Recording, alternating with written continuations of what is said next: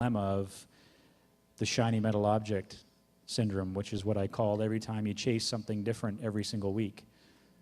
But I think I've been successful enough that I've chased the right shiny objects and avoided the ones that probably wouldn't have led me down the right path. So that's a hard question, Harv. Well, you did well. Okay, next, thanks. My wife.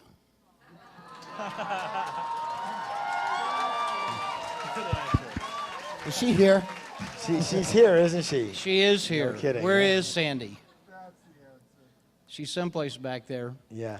Now, I think... Oh, there she is. She's over there. There she is, way hey, over there. Give us a wave over there. I think it really is true that having somebody that will help hold you to a higher standard than what you're willing to do yourself.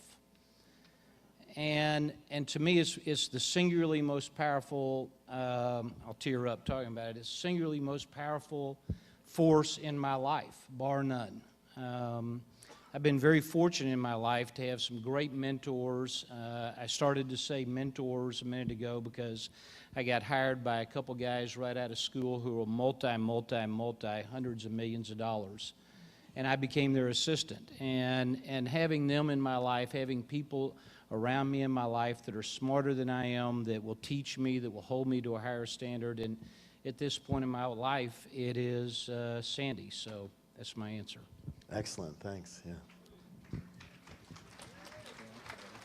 Harv, last time I was up here, I had to follow Koopman, and now you got me beside Keith here.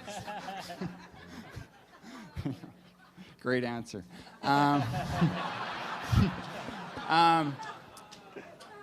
As far as my personal success goes, definitely I would have to say it's focus, and more than just focus, it's focus on the area of the business that I love, which for me is pure research. So my business went to the next level when I truly asked myself, what in my business do I love? And it turned out it was research. So I started hiring staff to basically take care of all the areas that I didn't really love. And that was like paperwork. And in my business, you know, we're just choked with paperwork. We deal with people's money. And trust me, it doesn't make my clients any money by dealing with paperwork. So when I truly started focusing on what I loved, my business took off. And yeah, that's basically it. Great, good answer, yes. Surrounding myself with brilliant people, people that are a lot smarter than I am. I think for anybody, one of the best skills that we can develop is being self-critical. Understanding really what you're good at, focusing on that, and bringing people around you that can fill in the gaps and do everything else. I think that's one thing that I'm good at. I know what I'm good at. I don't try and do everything else. I have some absolutely brilliant partners that fill in the gaps, and together we make a great team. The concept of a self-made man or a self-made woman, I think, is garbage. You know, nothing of significance is created in the world outside of, you know, a team, and there's always people that have input that aren't necessarily right up here on the stage, but they're in behind you, and without them, you're only a shadow of what you appear. Right, well, that's one of the things we talk about a lot in our programs, isn't it? That you can make it on your own, but not very high, not very big, you know, and not very fun necessarily. Yeah, yeah. Go ahead. Sid. Boy, somebody beat me when I was going to say my wife. That was terrific. Actually, I think I already mentioned it. My real focus in life, and I really instill this in my kids, is constant, never-ending improvement. It never stops. Whatever I'm doing, I always try to watch other people. I watch other speakers, and I don't necessarily listen to what they're saying per se as the topic, but I watch what they're doing, how they're doing it. If I see someone in business, I ask myself, what are they doing that makes them successful and why? I'm always analyzing things to be better. And I say this to my kids, good enough to me is never good enough. Excellent, thank you. Hey, give me a round of applause. Oh, yeah, hold on. We changed the order, so one more here. Sorry, I apologize for that. Yeah, go ahead. I'm going to repeat some of what was already said. The thing that's really helped me has been that I absolutely love what I do. I honestly would probably do this for free if it didn't pay so well. I get up in the morning, I can't wait to get to work. When I go on vacation, I like my vacation, I like all that kind of stuff, but eventually I say, I want to do something. I want to get back to work. I'm research-oriented as well. And I think the other thing that happens, and it happens easily if you absolutely love what you do, is that you're able to create value. It's not a job, it's a mission. The way you make money is by creating value for people. In financial services, which is what I do, it's a no-brainer. If you make rich people richer, you're going to get rich. Rich people are willing to pay you a lot to make them richer. If you love what you do, if you can't help but do it, you can't help but create value. And you can't get rich if you don't create value. So figure out something that you do so well that you're going to get ahead naturally, because the person that you're competing with has a job and you have a life. And you can't miss. You can't miss. Excellent. Before we do that, I want to add to that. One of the things, again, I've been on a bit of a tour lately, and I don't know, lately I've been ragging on people a lot more. I don't know if it's my stage of life or whatever, but, they just got to get it. And, I just get in their face. I have a tendency to do that, yes? And especially the newbies, the ones who've never met me before, and the ones that are really quiet and spiritual, oh my God, I just kind of lace right into them so bad. And so, because, I think they need shock therapy is what they need, right? That's what I think, because they're just so lottie-dottie that for a lot of them, they're broke. So what do they need? The lottie-dottie hasn't made them rich. So they need some shock therapy to have some energy that looks like this. Right? Along with this, that puts them a nice full person, right? Anyways, but what I've been saying to them is that raise your hand if you're not doing well financially. And then I go, you're broke because you're not helping people. I don't care what you say, and I don't care what you think. Obviously, you're not helping a heck of a lot of people. It's very simple. You get paid for helping people. You're a problem solver. If you're broke, you're not solving a heck of a lot of problems for many people, at least in the way they want to receive it. Does that make any sense at all? And they just are in shock. And they're like, I get people running to the bathroom, throwing up, all kinds of stuff. Oh my God, you said I wasn't helping people, but I do help people. Yeah, how? Well, I do aromatherapy and I help. How many customers do you have a week? Well, I help like 4 people a week. Well, how about 400? Is that going to work for you? They go, well, how would I do that? Well, so if you help 4 people, you're going to get paid for helping 4 people. Hello? That's the way it works, right? So as I've said to many other people, I want everyone's homework to be right now is to help 10 times the number of people you're helping right now. Solve problems for 10 times the number. If you have 100 people in your business that you're helping 100 customers, make it 1,000 as quickly as possible. That's what you get paid for, solving problems for people. Does that make sense? All right, give these guys a big round of applause.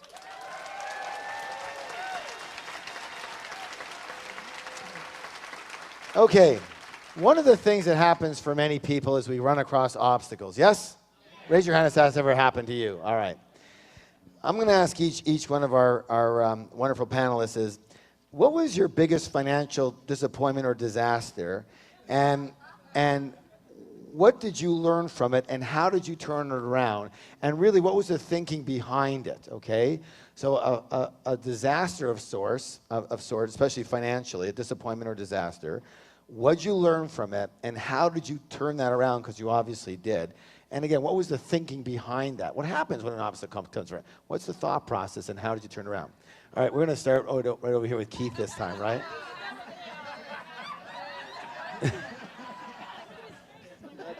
Yeah, I know. Well, we'll come back to you. Don't worry. In the 1980s, I was a very, very aggressive real estate developer. I'd already made a ton of money in cable television, made a ton more in real estate in Texas, and anybody who remembers back to that time will remember a little poem that I heard one time that goes, "Money talks, I can't deny. I heard it once, say goodbye." And I spent 4 years, I had about $200 million of personal liability debt, and I started a real estate company about 4 years prior to that. And I had made a lot of money, and then a lot of things happened, including my own hubris. And I wound up losing all my money. And so for 4 years, I was spent every day, all day long, negotiating with the federal government because all my banks had failed. I was negotiating with the federal government to repay somehow $200 million. I said a big financial disaster. Okay, go ahead. We'll take this one for now. Yeah, I nothing did. else. I repaid it. I gave them back their property and a ton of cash, and I negotiated my way out of it. In 1990, my accountants came to me and told me that first of all, they said congratulations. Secondly, they said that I had created a $9 million tax liability to the IRS for forgiveness of debt. And I said, what's my options? And they said, pay it or go broke. And so February the 12th, I'll never forget this day, in 1991, I declared personal bankruptcy. And it was the singularly most devastating day of my life, primarily because I had my net worth and my self-worth entwined, which is another way of saying that who I was on the inside was no longer about who I was, but instead it had everything to do with what I had and what I did. And so I took a sabbatical. That's how I got out of it. I took an 18-month sabbatical. I did not know how long it was going to last. I studied the world's religions. I read 200 books on philosophy, all the ologies, philosophy, theology, psychology. And ultimately, the way I describe this, and I know I'm going 1 second long, but if I can just tell this last little story. The way I describe this time period is it's like being on a basketball court at halftime, and I'm jogging off the court, and I glance back up at the scoreboard as I'm heading to the locker room, and the score says it's 87-3. The other guy's winning. And so as I'm in the locker room at halftime, I kept asking myself the question, how am I going to win this game? And it turns out that was the wrong question. The question I began asking, and it's the question that really changed my life and allowed me to emerge from this dark hole that I was in. The question is not how can I win the game? The question is how will I play the second half? And the instant I changed the question, then suddenly my life started working. I rebuilt my net worth. It doesn't take long once you know how to do it. It took me 2.5 years, and I had more money coming at that point than I did going into bankruptcy. And I've learned that this thing we call failure is not falling down, but it's rather not getting back up. And that was one of the key things that kept coming to me, is that I'm not what I do. And you're not what you do. We are who we are, and the doingness has nothing to do with it. So that's my disaster. Very good. Thank you. That was excellent. Well, I think mine's going to pale in comparison to Keith's. You know what? Your self-worth can't be tied to your panel worth. We need to teach Brent that. Okay? Fair enough. Who you are is not this panel, Brent. You got to get that. Thank goodness You're for that. much more than that. A recent obstacle, it was a very large obstacle, it was about a year and a bit ago. After being at a firm for 19 years, I decided to move firms. Now, when you're moving firms, you've got to take all your clients with you, and you've got to kind of do it covertly. And so I'm in the process of moving somewhere in the neighborhood of 400 or 500 clients over to the new firm. And about, I would say maybe 80 to 90 of them were somewhat new clients that had been with me for a year, maybe people that had come through these doors.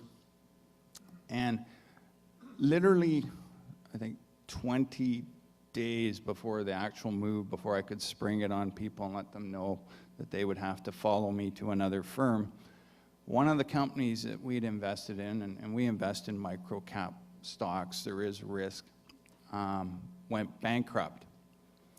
And, you know, that wasn't so difficult to explain to the sort of 300 or 400 people that had been with me for a long time. But it was very difficult to explain to these 50 people that were affected that were new clients. And to garner their trust and come with me despite, you know, taking a real personal hit to their portfolios, and that I would do everything I could in my power to get them where they wanted to be. And so, to a man, they all came, and that was pretty amazing. And, you know, to a man, I know every one of those people and every one of those names, and I mark them off as I get them to where they wanted to be. And there's still a few left, and I know who they are, and they'll get there. But that was very difficult, and I just really was honored in the trust that they'd shown me. Excellent, great. Thank you. We'll do the applause after the whole thing. In Rick's presentation earlier this afternoon, he talked about don't mistake a bull market for brilliance. I made that mistake.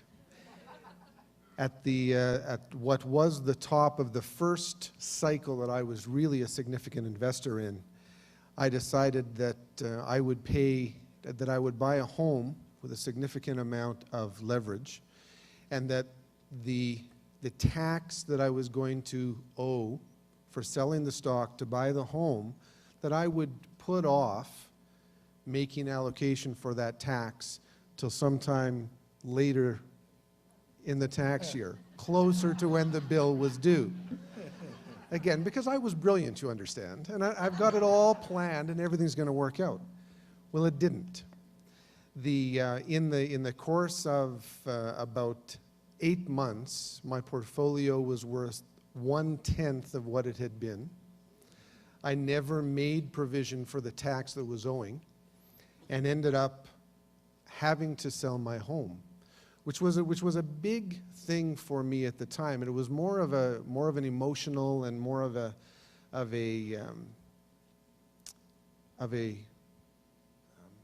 profile thing than anything else.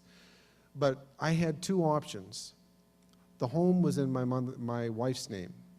I had the option of telling Revenue Canada, listen, come on down, have my portfolio, do what you can, you're only going to get a small percentage of it, but I don't own the home. Or to exhibit what I was raised to do and what I wanted to show to my boys, and I wanted to show them some integrity. And the decision was sell the house, pay the tax bill, and get on with it. And it was a difficult decision, but I think that the answer to one of the earlier questions about, you know, the most important thing in your life, for me it's also my wife and my family, but my wife in particular, who at no time during this period of time of humbling experience for myself did she ever sit back and go, yeah, you know, this is good for you. She was entirely supportive. She said, no problem, we've done with less before, we can do with less again. And having people in your life that support you in the good times, but more importantly in the bad times, is critical. And I think taking a level of integrity and making what was a difficult decision at the time, my boys were old enough to recognize, to take responsibility for your mistakes, and don't look for a way, you know, a cheap way out. Excellent, thank you. We'll do all the clapping after. We'll do it 6 times as big clapping, okay? Just relax, take it easy. All right, go ahead. I know it. Well, I guess this one's an easy one. I was, as a seminar provider, I always show up the night before the seminar, and I was in Seattle, and I had a seminar going on 2 days later in Anchorage, so I had plenty of time. Just so happens that particular night, you probably read about the Alaskan volcano going off. What that presented a problem to me, because when a volcano goes off, I didn't know at the time, it spews forth these gases that destroy plane engines. So every flight the day before the seminar was canceling. Every flight. And I figured there's all these flights from Seattle. How many can cancel? Every one. Well, it turns out that there was, and I, as a seminar provider, I can't speak for what you do, but I have to show up. We have contracts with hotels. We have people who pay for seminars. You just can't not show up. What do? I was willing to take a dog sled. I was willing to swim, whatever I had to do. Well, there was one flight that was going to Fairbanks, which is about 200 miles away. And I contacted my staff, and they said, well, I'll get you a pilot. Go to Fairbanks. Maybe you can rent Fairbanks, and maybe you can rent a car. So I did fly to Fairbanks. Every car was taken, every one. Somebody else had that idea. They then got me this bush pilot, and I said, great. So I came out, and I saw this beautiful plane, and I said, oh, we're going in that? He goes, no, we're going in that one. That plane was no bigger than half the stage. It was me, the pilot, and this much more room. And at that point, I was getting a little worried, because I said, well, you have a transponder, right? I was told you have a transponder. He says, sure we do. Well, we got up, and about 50 miles away, he says, by the way, the transponder doesn't work once you're more than 50 miles from an airport. But I want to warn you, if we smell gas, I'm turning around, because that can destroy the engines. Then he says, oh, by the way, we're also going through Windy Pass. Windy Pass? Well, Windy Pass is you go in there, and the thing, oh, by the way, I was told it never gets dark in Alaska. Don't worry. Bull. I'm getting the Windy Pass. It's pitch dark. I barely see the mountains. The plane is going like this, and they're going through this pass.